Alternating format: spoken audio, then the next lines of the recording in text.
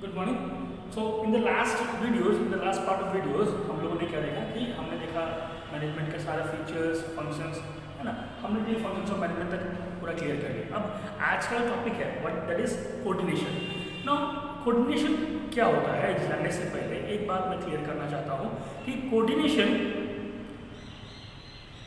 Is also considered as functions of management. ठीक है, ये सिक्स्थ फंक्शन, हमने 5 फंक्शन के बारे में पढ़ा, planning, organising, directing, staffing, controlling के बारे में हमने पढ़ा। अब हर मैनेजर को एक फंक्शन और परफॉर्म करना पड़ता है जिसको कहते हैं कोऑर्डिनेशन। ठीक है, हर मैनेजर का काम एक फंक्शन ये कोऑर्डिनेशन करना। अब सबसे बड़ा बात आता है कोऑर्डिनेशन मतलब होता क्या, what do you mean by coordination. तो अगर कोऑर्डिनेशन का एक डेफिनेशन देखा जाए या इसको एक लाइन में सम अप करना चाहें तो हम बोल सकते हैं क्या कि coordination means synchronisation of different activities is known as coordination. Synchronisation of different activities is known as coordination. और कोऑर्डिनेशन मीन्स या coordination is to harmonise all the activities of a person to achieve common गोल।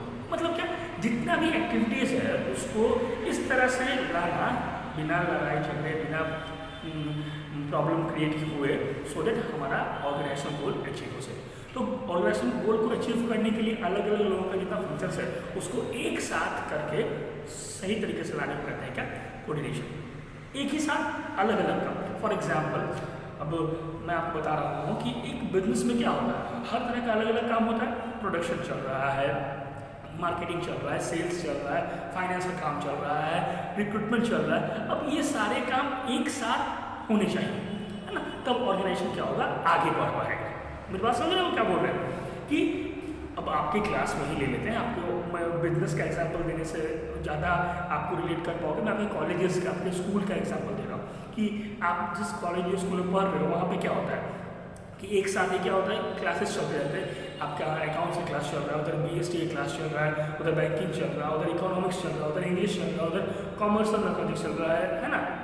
ये सारे classes एक साथ चल रहे हैं। ऐसा नहीं होता बोलेगा कि आपने क्या अकाउंट्स का क्लास कर रहे हो तो इसलिए BST की क्लास नहीं होगा, ऐसा होता है क्या?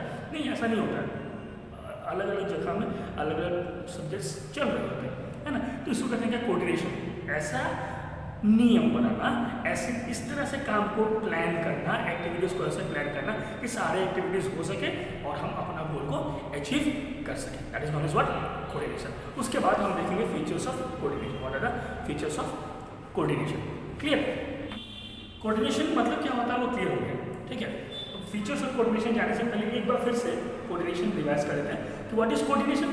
जब भी जितना भी सारा काम है ना, ऑर्गेनाइजेशन का सारा काम को एक साथ इस तरह से अरेंज करना या इस तरह से प्लान करना सो दैट सारा काम बिना किसी तकलीफ में हो सके, है ना। क्यों ये सारा काम होगा, टू अचीव कॉमन गोल। एक कॉमन गोल को अचीव करने के लिए सारे काम को एक साथ अच्छे से प्लान करने को क्या कहते हैं, कोऑर्डिनेशन कहते हैं। ठीक है, अब आते हैं features of coordination. What are the features of coordination? तो फीचर्स ऑफ कोऑर्डिनेशन मतलब क्या क्या है फीचर्स? पहला है, it is the responsibility of every manager. हर मैनेजर को कोऑर्डिनेट करना पड़ता है। ये हर मैनेजर का जिम्मेदारी है कि जितना भी मैनेजर्स हैं वो अपने ऑर्गेनाइजेशन में कोऑर्डिनेशन मेंटेन करवाएंगे। मान लीजिए आप मैनेजर हो तो आपके नीचे जितने भी लोग हैं, अलग तरह के काम करने वाले लोग हैं, वो सारे के सारे सही ढंग से काम कर रहे हैं, नहीं कर रहे हैं, आपस में क्लैशेस नहीं हो रहा है, सारा काम टाइम पे हो रहा है, नहीं हो रहा है ना। ये सब कुछ को चेक करने को हम क्या कहेंगे, कोऑर्डिनेशन, है ना। तो ये हर मैनेजर को करना पड़ेगा। जाहिर सी बात है, आप जितना बड़े पोस्ट पे चले जाओ, जितने छोटे पोस्ट पे चले जाओ, या जिस ऑर्गेनाइजेशन पे हुआ, उन सब में क्या होता है, उन सबको अलग अलग एक्टिविटीज़ को देख रेख करना पड़ता है। तो दैट इज सिंपल कि it is the responsibility of every manager. और सेकंड पॉइंट is कि it is a continuous process।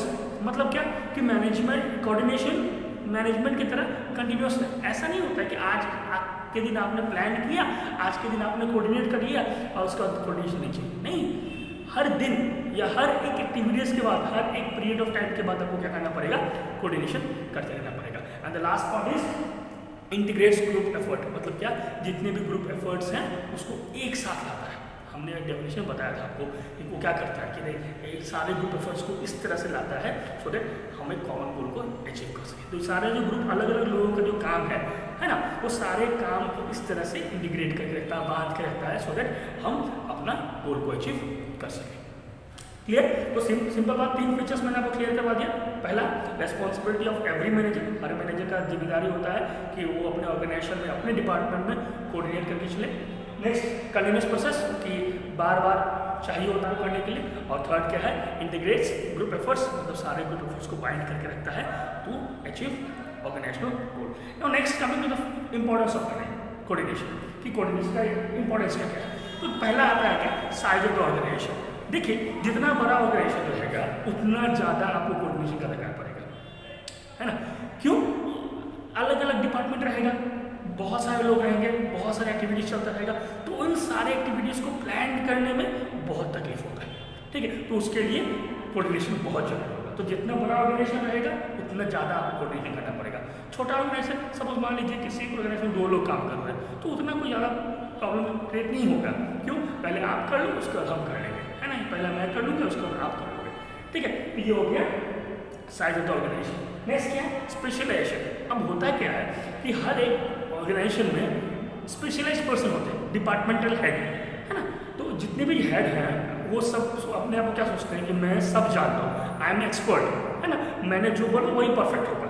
Her organisation में हर डिपार्टमेंट वाले क्या होता है, जो हेड होते हैं वही सोचते हैं। तो अगर हर किसी ने ये सोचना शुरू कर दिया कि मेरा आइडिया, मेरा बात ही बेस्ट है, तो क्या होगा, फिर से chaos क्रिएट हो जाएगा, फिर से प्रॉब्लम क्रिएट हो जाएगा। तो इस प्रॉब्लम को सॉल्व करने के लिए उनके अंदर क्या होना चाहिए, कोऑर्डिनेशन होना बहुत जरूरी है, सो दैट सब लोग अपना अपना बात को रख सकें और सब लोग अपना अपना काम को पूरा कर सकें। Third is what, it promotes efficiency and economy, कि अगर आप कोऑर्डिनेशन से काम करेंगे तो क्या होगा, उसका रिजल्ट क्या मिलेगा आपको, आपके ऑर्गेनाइजेशन में एफिशिएंटली काम होगा और साथ में इकोनॉमी के लिए भी काम हो जाएगा। तो this are the 3 importance of coordination. Clear?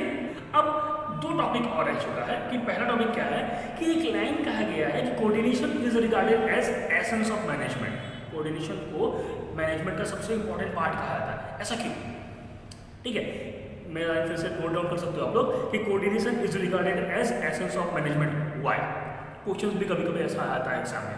तो सबसे पहले बात क्या है कि क्यों कहा जाता है एसेंस ऑफ मैनेजमेंट, है ना। तो उसके 3 कारण हैं। पहला कारण क्या है कि coordination is performed at every level of management. मैंने आपको बताया था डिफरेंट लेवल्स ऑफ मैनेजमेंट, याद है, top level, middle level, lower level, है ना।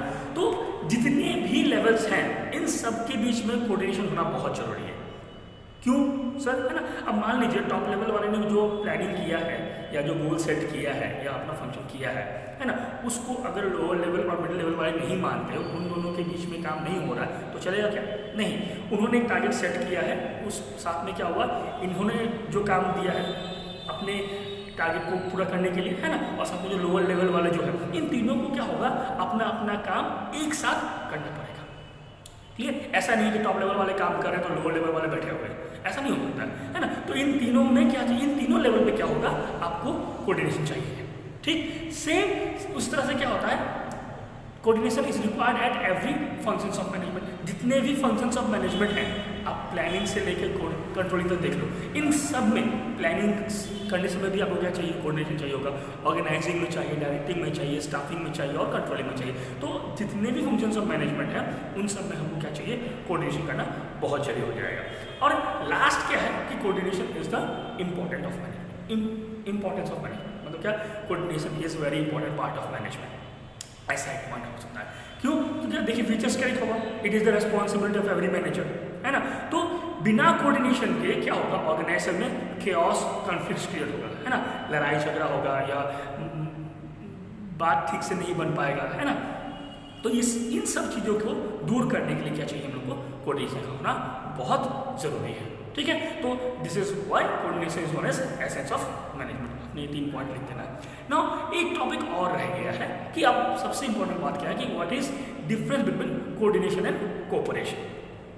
ठीक है, ये कोऑर्डिनेशन क्या होता है कि synchronization of all the activities या different activities is known as coordination. Cooperation मतलब, है ना, कोऑपरेशन मतलब क्या, विलिंग टू हेल्प या विलिंग टू वर्क टुगेदर, है ना, इज नोन एज कोऑपरेशन। कि आप हमें मदद करने का देख रहे हो या आप मेरे साथ समझौता करने का देख रहे हो, मेरे साथ अंडरस्टैंडिंग बना रहे हो, है ना, उसको तो कहते हैं कोऑपरेशन। हम बोलते हैं थोड़ा कोऑपरेट कर लीजिए, मतलब क्या, हम लोग आपस में थोड़ा समझौता कर लेते हैं, तो ये इसको कहते हैं क्या, कोऑपरेशन।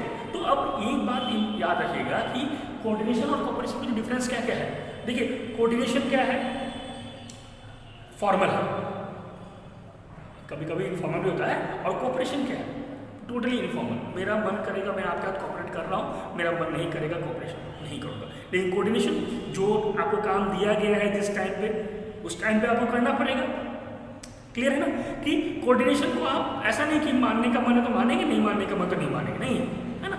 ये आपको आप डेलिबरेट आप मतलब कॉन्शियस होकर आपको करना ही पड़ेगा। इसमें ऐसा नहीं है कि आप चाहे तो करेंगे या नहीं चाहे तो नहीं करेंगे, है ना। लेकिन कोऑपरेशन में मन करे तो कीजिए, नहीं मन करे तो मत कीजिए, है ना। सेम बात कोऑर्डिनेशन कहाँ चाहिए, फॉर्मल में चाहिए होता है। आप जो भी ऑर्गेनाइजेशन में काम करोगे वहाँ पे क्या होगा, कोऑर्डिनेशन रहेगा ही रहेगा।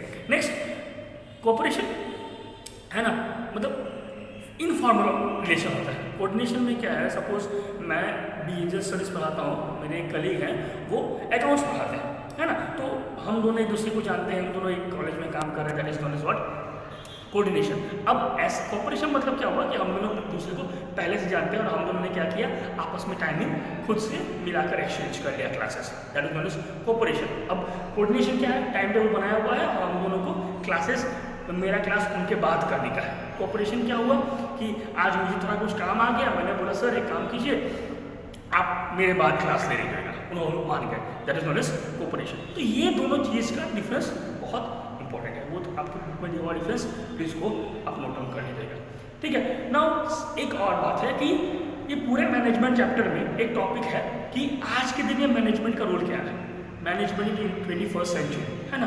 तो आज आप देख रहे हो कि कंसेप्ट, मैनेजमेंट का जो कंसेप्ट है वो बहुत ब्रॉड हो गया है ना। मैनेजमेंट मल्टी डायमेंशनल कहा गया है, मैनेजमेंट को एज अ प्रोसेस कहा गया है, मैनेजमेंट को एज अ डिफरेंट एक्टिविटीज़ कहा गया है। तो इन सब चीज़ों के लिए मैनेजमेंट, आज का जो रोल ऑफ मैनेजमेंट है वो बहुत अलग लेवल का चला गया। आज के दिन का जो मैनेजर्स का जो फंक्शंस है या मैनेजर का जो काम है वो क्या है, बहुत अलग लेवल का चला गया है, ठीक है। तो this is the all topic about management, first chapter is over here.